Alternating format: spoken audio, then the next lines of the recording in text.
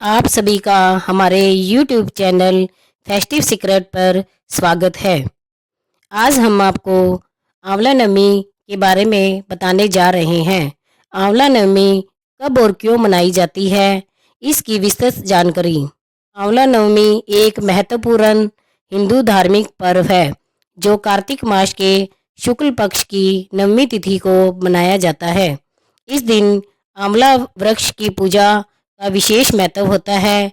इसे आंवला नवमी, अक्षय नवमी या कुष्मांड नवमी भी कहा जाता है। यह दिन धार्मिक दृष्टि से बहुत पवित्र माना जाता है और आंवला वृक्ष की पूजा करने से पापों का नाश होता है तथा पुण्य की प्राप्ति होती है। आंवला नवमी क्यों मनाई जाती है?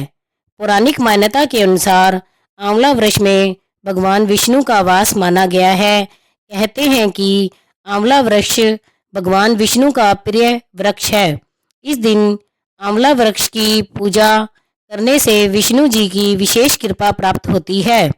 धर्म और पुण्य का महत्व। ऐसा माना जाता है कि जो व्यक्ति इस दिन आंवला वृक्ष के नीचे भोजन, भजन या पूजा करता है उसे अक्षय पुण्य की प्राप्ति होती है। इसीलिए इसे अक्षय नवमी भी कहा जाता है। सृष्टि के आरंभ की कथा। इसी दिन सृष्टि की पुनः रचना भगवान विष्णु द्वारा की गई थी। इसीलिए इसे अक्षय नवमी का नाम दिया गया, यानी ऐसा दिन कि जिसका पुण्य कभी क्षय नहीं होता। आंवला को आयुर्वेद में अमृत फल कहा गया है। इसमें विटामिन सी भरपूर मात्रा में होता है जो स्वास्थ्य के लिए लाभकारी है। इसीलिए धार्मिक रूप से भी आंवले का सेवन इस दिन बहुत शुभ माना गया है।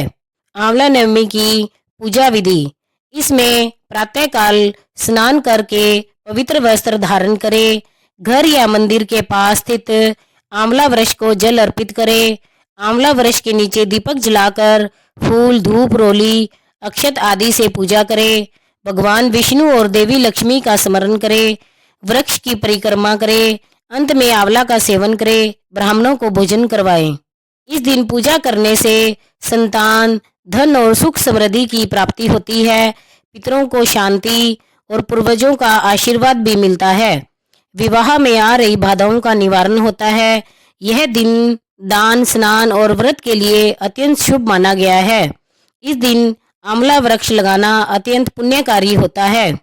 आंवला नवमी केवल एक धार्मिक पर्व नहीं है, बल्कि प्रकृति, स्वास्थ्य और भक्ति तीनों का सुंदर संगम है।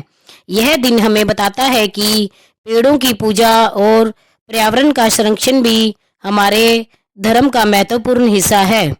आंवला नवमी की कथा। बहुत समय पहले एक राजा था जो बहुत धार्मिक और दयालु था। उसकी पत्नी भी सत्य, निष्ठा और भक्ति में अग्रणी थी। राजा प्रतिदिन दान, पूजा, व्रत और धर्म के कार्यों में समय व्यतीत करता था। एक बार राजा ने भगवान विष्णु की आराधना करते हुए कार्तिक मास में नवमी तिथि का व्रत करने का निश्चय किया। वह इस दिन आंवला वृक्ष के नीचे बैठकर भगवान विष्णु का ध्यान करने लगा।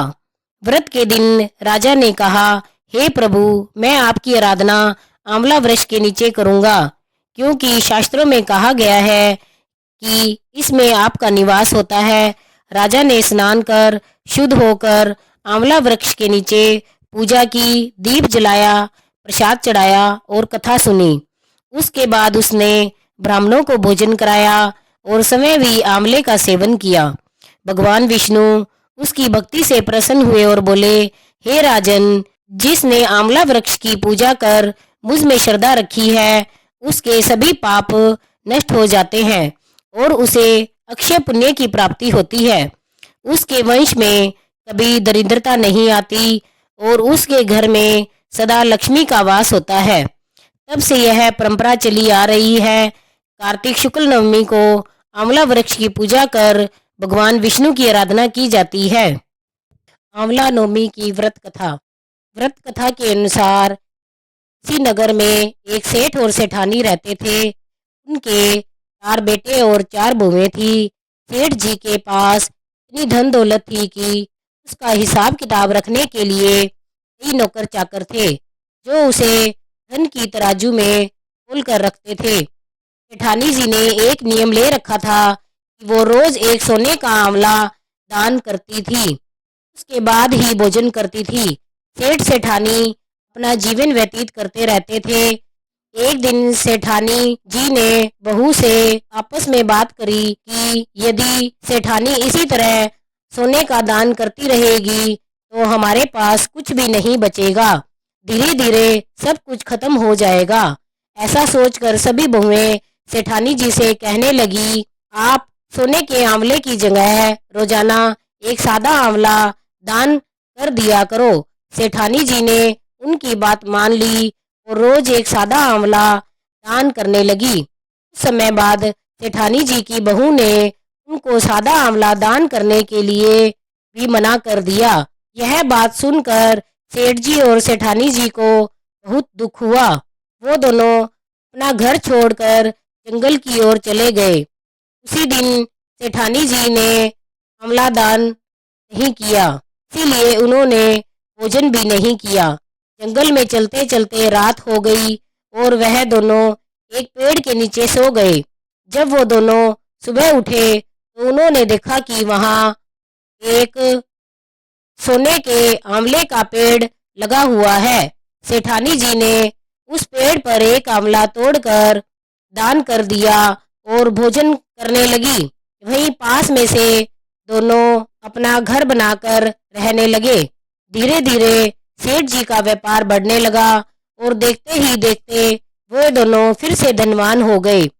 सेठानी जी इस बार फिर अपना सोने का आंवला दान करने का नियम शुरू कर देती है। उधर दूसरी ओर सेठ जी और सेठानी जी के बेटे और बहू आपस में झगड़ने लगते हैं।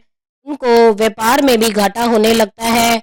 देखते ही देखते उनकी सारी पूंजी खत्म हो जाती है। अब उन्हें मजदूरी करने के लिए घर से बाहर निकलना पड़ा। काम की तलाश में वह सभी घूमते घूमते वहां पर पहुंचे जहां सेठ और सेठानी रहते थे। वहां उन सभी को सेठानी जी सोने का आंवला दान करने की बात पता चली तो उन्होंने मन ही मन सोचा कि कहीं ये हमारे माता पिता तो नहीं, लेकिन उनके पास तो कुछ भी नहीं था, वो कैसे कर सकते हैं। वो सभी सेठ जी के पास जाते हैं। सेठ जी को देखते ही सभी उनके पैर पकड़ लेते हैं और उनसे माफी मांगने लगते हैं। पिताजी, हमें माफ कर दीजिए, हम सभी पैसे के लालच में अंधे हो गए। हमने आपको घर से जाने दिया, जबकि हमें घर में सब कुछ आपकी ही किस्मत का था। सेठ और सेठानी जी ने अपने सभी बेटे को माफ कर दिया और वह अपने पूरे परिवार के साथ सुखपूर्वक रहने लगे।